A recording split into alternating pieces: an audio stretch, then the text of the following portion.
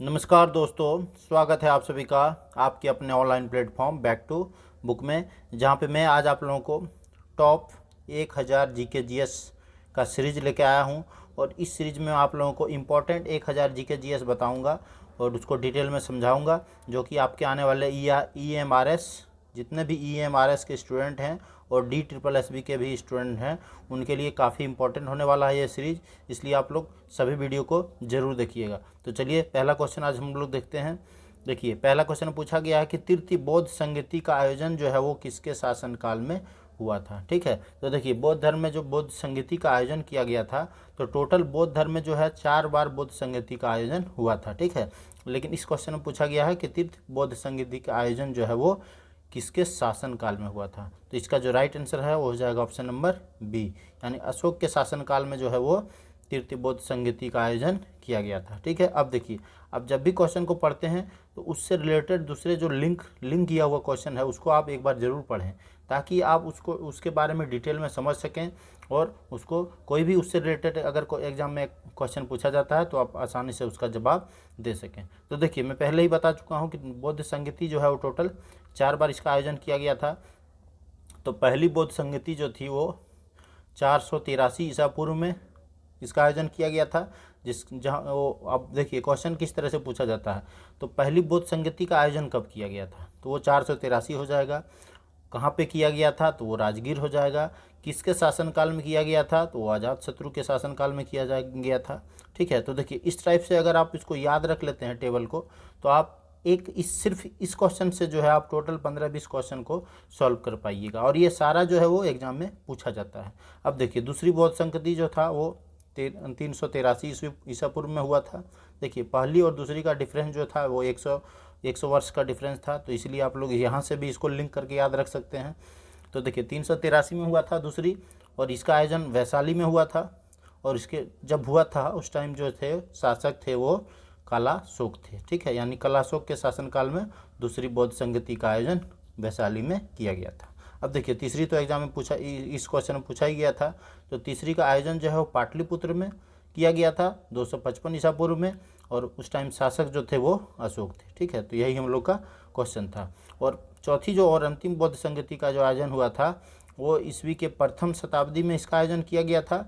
कुंडलवन कश्मीर में हुआ था, और उस टाइम जो शासक थे वो कनिष्क थे। ठीक है, यानी लास्ट का जो बौद्ध संगति का आयोजन हुआ था वो कनिष्क के शासनकाल में हुआ था। और पहली का अजातशत्रु, दूसरी का कलाशोक, तीसरी का अशोक। ठीक है, तो इसी तरह आप इस टेबल को याद रख लिए, ताकि इससे रिलेटेड एक भी अगर क्वेश्चन आपके एग्जाम में पूछा जाता है तो आप से क्वेश्चन छूटे नहीं। देखिए दूसरा में पूछा गया कि चंद्रगुप्त मौर्य मगध की गद्दी पर कब बैठा था। ठीक है, तो चंद्रगुप्त मौर्य जो है वो मगध की गद्दी पर 322 ईस्वी पूर्व में बैठा था, यानी इसका राइट आंसर हो जाएगा ऑप्शन नंबर बी। ठीक है, अब देखिए यहाँ पे चारों ऑप्शन में बता दूं, तो 345 ईस्वी पूर्व में जो है इनका जन्म हुआ था। ठीक है, आप लोग इसे भी नोट करके रखें। 322 में ये गद्दी पर बैठा। 305 ईस्वी पूर्व में जो है ये चंद्रगुप्त मौर्य और सेल्यूकस निकेटर का युद्ध हुआ था। ठीक है, और 298 ईस्वी पूर्व में चंद्रगुप्त मौर्य की मृत्यु हो गई थी। और ये मृत्यु क्या हुई थी, सरवनबेल गोला में। ये भी एग्जाम में पूछा जाता है।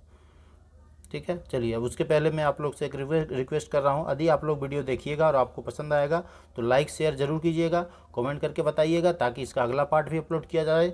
और अगर आप लोग चैनल को सब्सक्राइब नहीं किए तो आप प्लीज़ चैनल को सब्सक्राइब कर लें। नेक्स्ट देखिए, नेक्स्ट पूछा गया कि भारत में नागरिक सेवा का जनक किसे माना जाता है। तो भारत में नागरिक सेवा का जनक जो है वो लॉर्ड कॉर्नवालिस को माना जाता है। तो इसका राइट आंसर हो जाएगा ऑप्शन नंबर सी। नेक्स्ट देखिए, नेक्स्ट में पूछा गया कि भूमध्य रेखा के उत्तर में 23.5 डिग्री अक्षांश को क्या कहा जाता है। ठीक है, यानी भूमध्य रेखा में उत्तरी अक्षांश जो कि 23.5 डिग्री को क्या कहा जाता है, तो वो कहा जाता है कर्क रेखा, यानी इसका राइट आंसर हो जाएगा ऑप्शन नंबर सी। ठीक है, और भूमध्य सागर में अगर दक्षिण में 23.5 डिग्री अक्षांश को जो है अगर पूछा जाए क्या कहता है, तो वो बोला जाता है मकर रेखा। ठीक है, यानी जो भूमध्य सागर है उसके ऊपरी में जो 23.5 डिग्री के वहाँ पे उसको बोला जाता है कर्क रेखा, और 23.5 डिग्री नीचे में बोला जाता है मकर रेखा। ठीक है, और अंतर्राष्ट्रीय तिथि रेखा जो है उसको 180 डिग्री देशांतर को बोला जाता है अंतर्राष्ट्रीय तिथि रेखा। नेक्स्ट देखिए, नेक्स्ट पूछा गया कि कौन सा प्रधानमंत्री की नियुक्ति के वक्त वे किसी सदन का सदस्य नहीं थे।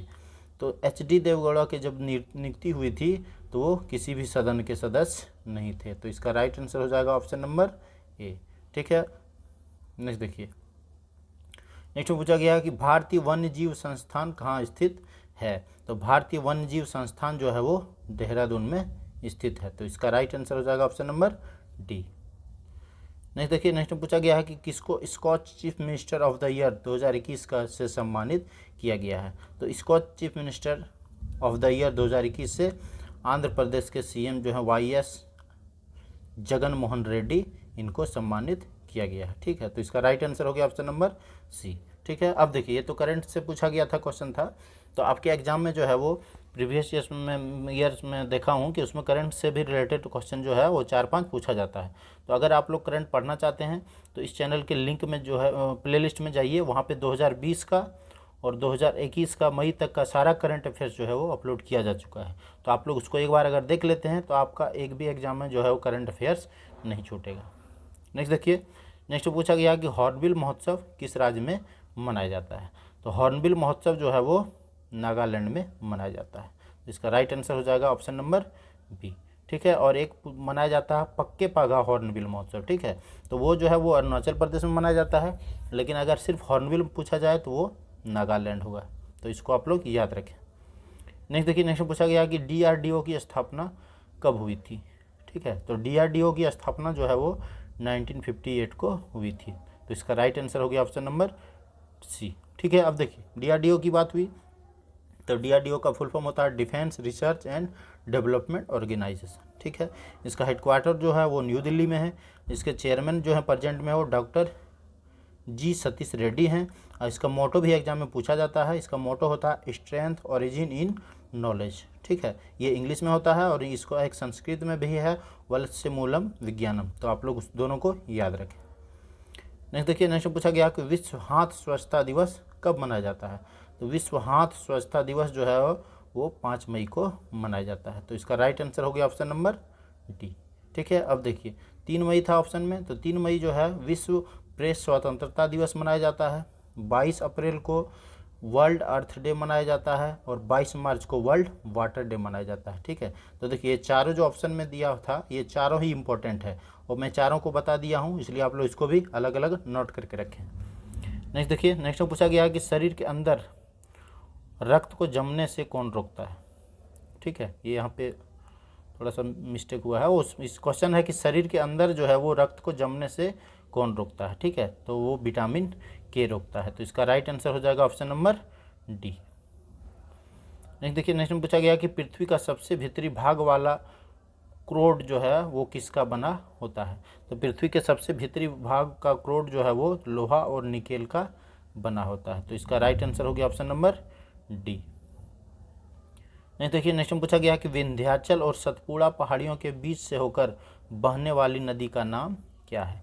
तो विंध्याचल और सतपुड़ा पहाड़ियों के बीच से जो है वो नर्मदा नदी बहती है। तो इसका राइट आंसर हो जाएगा ऑप्शन नंबर ए। नेक्स्ट देखिए, नेक्स्ट में पूछा गया है कि मूल रूप से 8वीं अनुसूची में कितनी भाषाएं हैं। तो मूल रूप से जो है 8वीं अनुसूची में टोटल 14 भाषाएं थी। तो इसका राइट आंसर हो जाएगा ऑप्शन नंबर सी। ठीक है, लेकिन अगर पूछा जाए प्रेजेंट में 8वीं अनुसूची में कितनी भाषाएं हैं तो वो हो जाएगा टोटल 22। ठीक है, अब देखिए, यहाँ पे अनुसूची की बात थी तो मूल रूप से जो है अनुसूची की संख्या भी संविधान में जो है वो 8 थी। ठीक है, लेकिन अभी जो प्रेजेंट में है वो टोटल 12 अनुसूचियाँ हैं। तो आप लोग इसे भी याद रखें। और अगर आप लोग अनुसूची का सेपरेट वीडियो पढ़ना चाहते हैं तो आप इस चैनल के प्लेलिस्ट से जाइए, वहाँ पे अनुसूची पॉलिटी सेक्शन में जाके देखिएगा तो अनुसूची का एक अलग से वीडियो बना हुआ है। अगर आप लोग उस वीडियो को एक बार देख लेते हैं तो आपको अनुसूची से रिलेटेड जो भी क्वेश्चन बनता है वो सारा सॉल्व हो जाएगा। नेक्स्ट देखिए, नेक्स्ट में पूछा गया कि भारत में प्रथम स्थापित परमाणु संयंत्र कहाँ पे कौन सा है। ठीक है, तो भारत का प्रथम स्थापित परमाणु संयंत्र जो है वो तारापुर परमाणु संयंत्र है। तो इसका राइट आंसर हो गया ऑप्शन नंबर ए। नेक्स्ट देखिए, नेक्स्ट में पूछा गया कि यूनाइटेड किंगडम में कौन कौन सा देश शामिल है। तो यूनाइटेड किंगडम जो है वो इंग्लैंड, उत्तरी आयरलैंड, स्कॉटलैंड और वेल्स, ये सब जो है यूनाइटेड किंगडम में मिला हुआ है। तो इसका राइट आंसर हो जाएगा ऑप्शन नंबर डी, यानी ए और डी। चलिए यहाँ पे मैप पे देखिए ये है इंग्लैंड, ये है वेल्स, ये है स्कॉटलैंड और ये है नॉर्थ आयरलैंड। ठीक है, तो ये सभी मिलके जो है वो यूनाइटेड किंगडम बनता है, जबकि आयरलैंड जो है वो अलग है। नेक्स्ट देखिए, नेक्स्ट में पूछा गया कि विश्व हिंदी दिवस कब मनाया जाता है। तो विश्व हिंदी दिवस जो है वो 10 जनवरी को मनाया जाता है। तो इसका राइट आंसर हो जाएगा ऑप्शन नंबर सी। ठीक है, अब देखिए जब भी इस तरह का क्वेश्चन पूछा जाएगा तो आपको कंफ्यूज करने के लिए 14 सितंबर भी ऑप्शन में दिया रहेगा, क्योंकि 14 सितंबर जो है वो राष्ट्रीय हिंदी दिवस के तौर पे मनाया जाता है। ठीक है, और 10 जनवरी को विश्व हिंदी दिवस के तौर पे मनाया जाता है। तो इसलिए आप लोग दोनों को याद रखें। नेक्स्ट देखिए, नेक्स्ट में पूछा गया कि भारत की किस भाषा को इटालियन ऑफ द ईस्ट कहा जाता है। तो इटालियन ऑफ द ईस्ट जो है वो भारत के तेलुगु भाषा को बोला जाता है। तो इसका राइट आंसर हो जाएगा ऑप्शन नंबर सी। नेक्स्ट देखिए, नेक्स्ट में पूछा गया कि बहुत अधिक ऊंचाई पर मनुष्य का लाल रुधिर कणिकाओं की संख्या जो है वो क्या होती है। आकार बढ़ जाती है, संख्या बढ़ जाती है, आकार छोटा हो जाता है या संख्या घट जाती है। तो इसका आकार जो है वो बढ़ जाता है, यानी इसका राइट आंसर हो गया ऑप्शन नंबर ए। ठीक है, अब देखिए लाल रुधिर रक्त यानी आरबीसी की बात थी। तो आरबीसी का जो जीवन काल होता है वो 120 दिन का होता है, ये भी एग्जाम में पूछा जाता है। आरबीसी का जो कब्रगाह है वो पीला को बोला जाता है, आप लोग इसको भी याद रखें, ये भी एग्जाम में पूछा जाता है। और इसका निर्माण जो है वो वयस्क व्यक्ति में जो है वो अस्थि मज्जा में इसका निर्माण होता है। नेक्स्ट देखिए, नेक्स्ट में पूछा गया कि शरीर का तापक्रम जो है वो किसके द्वारा या कहाँ पे नियंत्रित होता है। तो शरीर का तापक्रम जो है वो हाइपोथैलेमस द्वारा नियंत्रित होता है। तो इसका राइट आंसर हो जाएगा ऑप्शन नंबर सी। नेक्स्ट देखिए, नेक्स्ट पूछा गया कि गणतंत्र दिवस 2021 के पैरेड में किस राज्य की झांकी को जो है वो पहला पुरस्कार मिला है। तो गणतंत्र दिवस 2021 यानी 72वां गणतंत्र दिवस की जो पैरेड हुई थी उसमें उत्तर प्रदेश की झांकी को जो है वो प्रथम स्थान मिला था, जो कि ये राम मंदिर से रिलेटेड झांकी था। ठीक है, तो इसलिए आप लोग इसको याद रखें। और ये 72वां गणतंत्र दिवस था और इस बार जो है वो किसी देश के जो मुख्य अतिथि के तौर पे आते थे वो इस बार नहीं आए थे। नेक्स्ट देखिए, नेक्स्ट में पूछा गया कि ऑक्सीजन क्या है। वसा है, कार्बोहाइड्रेट है, एंजाइम है या हार्मोन है। ऑक्सीजन जो है वो एंजाइम होता है। तो इसका राइट आंसर हो गया ऑप्शन नंबर सी। नेक्स्ट देखिए, नेक्स्ट पूछा गया कि सार्स क्या है।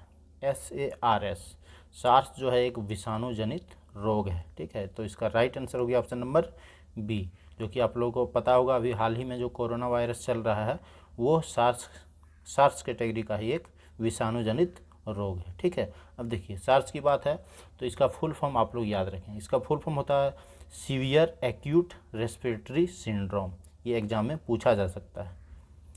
नेक्स्ट देखिए, नेक्स्ट पूछा गया कि EEG से जिस अंग की कार्य प्रणाली प्रकट होती है वह कौन सा है। तो मस्तिष्क का जो है वो कार्य प्रणाली को प्रकट किया जाता है EEG द्वारा। तो इसका राइट आंसर हो गया ऑप्शन नंबर ए। नेक्स्ट देखिए, नेक्स्ट पूछा गया है कि निम्न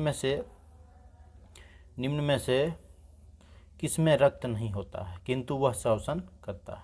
केंचुआ, कंगारू, हाइड्रा या तिलचट्टा। तो हाइड्रा जो है उसमें रक्त नहीं होता है लेकिन ये श्वसन करता है। तो इसका राइट आंसर हो गया ऑप्शन नंबर सी। नेक्स्ट देखिए, नेक्स्ट में पूछा गया और एक काफ़ी इंपॉर्टेंट क्वेश्चन है 2020 का शांति का नोबेल किसे दिया गया था। ठीक है, तो 2020 का शांति का नोबेल जो है वो WFP यानी वर्ल्ड फूड प्रोग्राम को दिया गया था। तो इसका राइट आंसर हो गया ऑप्शन नंबर सी। अब देखिए यहाँ पे वर्ल्ड फूड प्रोग्राम की बात हुई तो वर्ल्ड फूड प्रोग्राम इसका फुल फॉर्म हो गया। इसका हेडक्वार्टर जो है वो रोम इटली में है, इसको भी आप लोग याद रखें। इसकी स्थापना जो है 19 दिसंबर 1961 को किया गया था और इसके प्रेजेंट में अभी हेड जो है वो डेविड वेस्ली है। ठीक है, तो आप WEFP से रिलेटेड जो भी क्वेश्चन है वो उसको आप सारा याद रखें, क्योंकि ये 2020 में इसको शांति का नोबेल मिला है, इसलिए 21 तक जो है ये काफ़ी इंपॉर्टेंट रहेगा। नेक्स्ट देखिए, नेक्स्ट में पूछा गया कि योजना आयोग कब बनाई गई थी। तो योजना आयोग जो है वो 1950 में बनाई गई थी। तो इसका राइट आंसर हो गया ऑप्शन नंबर बी। लेकिन आजकल जो है क्वेश्चन पूछा जाएगा नीति आयोग से, क्योंकि योजना आयोग का नाम बदल के जो है वो नीति आयोग कर दिया गया है और इसका नाम जो है वो 2015 में बदला गया है। तो आपसे पूछा जा सकता है कि नीति आयोग की स्थापना कब हुई, तो 2015 में। और योजना आयोग पूछा जाए तो वो 1950 में। नेक्स्ट देखिए, नेक्स्ट में पूछा गया कि राष्ट्रपति को अध्यादेश जारी करने की शक्ति का उल्लेख किस अनुच्छेद में किया गया है। तो राष्ट्रपति द्वारा जब अध्यादेश जारी किया जाता है तो उस शक्ति का उल्लेख जो है वो 123 में किया गया है। यानी आर्टिकल 123 यह बतलाता है कि राष्ट्रपति जो है वो अध्यादेश कैसे जारी कर सकता है। ठीक है, और इसमें एक और क्वेश्चन बनता है कि जब राष्ट्रपति द्वारा अध्यादेश तभी जारी किया जा सकता है जब दोनों सदन में एक सदन जो है वो नहीं चल रहा हो। अगर लोकसभा राज्यसभा दोनों चल रहा है तो राष्ट्रपति अध्यादेश जारी नहीं कर सकता है, या तो दोनों बंद रहेगा या तो एक बंद रहेगा, तभी अध्यादेश जारी किया जा सकता है। ठीक है, अब देखिए यहाँ पे जो आर्टिकल 72 है इसमें राष्ट्रपति का शक्ति के बारे में बताया गया है कि राष्ट्रपति जो है क्षमादान देने की शक्ति जो है वो 72 बताता है। 143 जो है वो सुप्रीम कोर्ट से सलाह लेने की शक्ति बताता है, और 65 जो है वो उपराष्ट्रपति राष्ट्रपति के तौर पे अगर कार्य करता है तो इसका उल्लेख जो है वो आर्टिकल 65 में है। तो आप लोग इसको डिटेल में सभी आर्टिकल को याद रखें, और अगर आप लोग चाहते हैं तो इसको डिटेल में समझने के लिए तो आप प्लेलिस्ट पे जाइए, चैनल के प्लेलिस्ट में जाइए और वहाँ पे पॉलिटी सेक्शन को क्लिक कीजिए। वहाँ पे आपको राष्ट्रपति से रिलेटेड एक अलग से वीडियो बना मिलेगा, जहाँ पे अगर आप एक बार वीडियो देख लेते हैं तो राष्ट्रपति से जुड़ा एक भी क्वेश्चन आपका नहीं छूटने वाला है। और राष्ट्रपति सेक्शन जो है वो काफ़ी इंपॉर्टेंट होता है, वो सभी एग्जाम में उससे क्वेश्चन पूछा जाता है, इसलिए आप लोग एक बार ज़रूर देखें।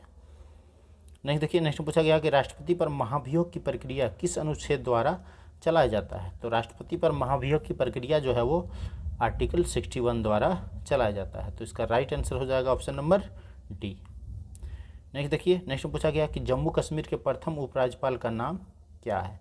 तो देखिए, जम्मू कश्मीर का प्रथम जो उपराज्यपाल बने थे वो थे गिरीश मुर्मू, यानी इसका right answer option number C. ठीक है, और प्रेजेंट में है अभी मनोज सिन्हा, तो आप लोग दोनों याद रखें। और आर.के. माथुर जो है वो लद्दाख के प्रथम उपराज्यपाल भी हैं और प्रेजेंट में भी हैं। ठीक है, तो इसे भी आप लोग याद रखें। और ये आज के वीडियो का लास्ट क्वेश्चन था। यदि आपको वीडियो पसंद आया और लाइक शेयर करें, कमेंट करके बताएं ताकि इसका अगला पार्ट भी अपलोड करें। और अगर आप लोग चैनल को अभी तक सब्सक्राइब नहीं किए हैं तो आप चैनल को सब्सक्राइब कर लें। धन्यवाद।